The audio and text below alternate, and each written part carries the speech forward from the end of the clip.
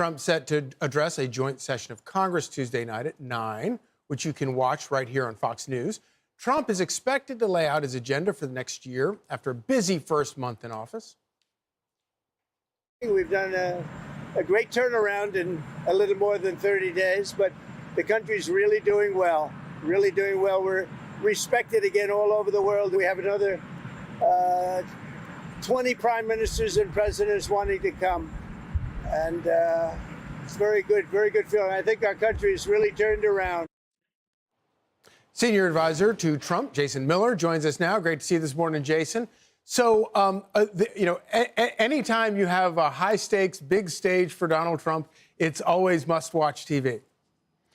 Absolutely. And typically these are State of the Union speeches. But in the first year that a president's in office, they have a joint session of Congress. But I think this is more important than ever because not only of what we've seen President Trump do in this first month in office, historic, by the way. You talked about it earlier, the executive order, securing the border, getting rid of things such as DEI and men and women's sports, getting the framework put together for trade deals with countries like Japan and India. And I know she'll be on at the top of this next hour, but Tulsi Gabbard and the rest of this fantastic cabinet. But what comes next is so critical, and this is what you touched on, because the country is in a really bad place from where Joe Biden left it, even with all the fantastic accomplishments that, by the way, I think George Washington and all the rest of the presidents would envy, is what President Trump does to finish getting our country back on track. Number one, still, we have to tackle Bidenflation. Joe Biden left us in a really bad spot, but by getting energy prices down and then also making sure that we stop this wasteful spending,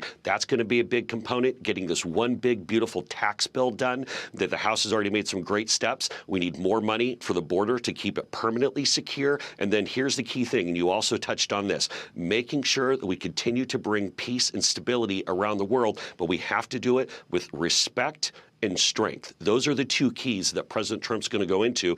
And then I'd also say, looking to the future, I think we're also going to see President Trump talk a little bit about things such as making sure we get to Mars, winning the AI race against China. And the other one, too, which I really like, Energy Secretary Chris Wright has been talking about this, but making sure we have a Marshall Plan for energy for the next generation. Charlie, there's a lot. I'm really excited.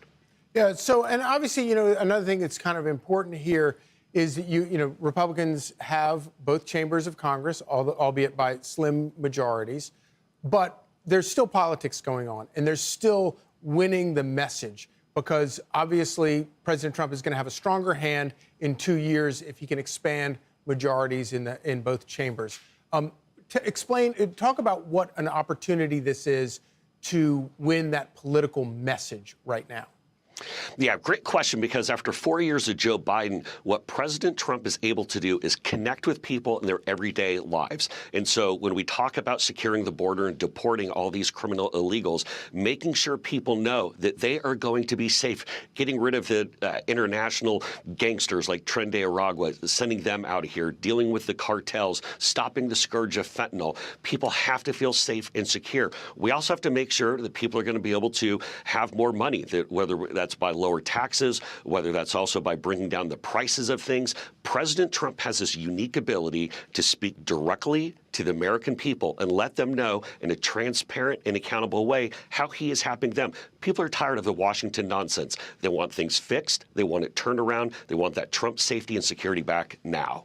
So we all remember one of President Trump's previous State of the Union addresses where Nancy Pelosi tore up the address and then did the alligator clap at him. What do you expect out of Democrats today? And does it make a difference whether they try to mount some ridiculous protest? This will be curious to see, because right now President Trump's polling numbers are the highest that they've ever been. And the reason being is his policies are so popular. Guess what, Democrats? Nobody wants higher taxes. Nobody wants men and women's sports. Nobody wants DEI.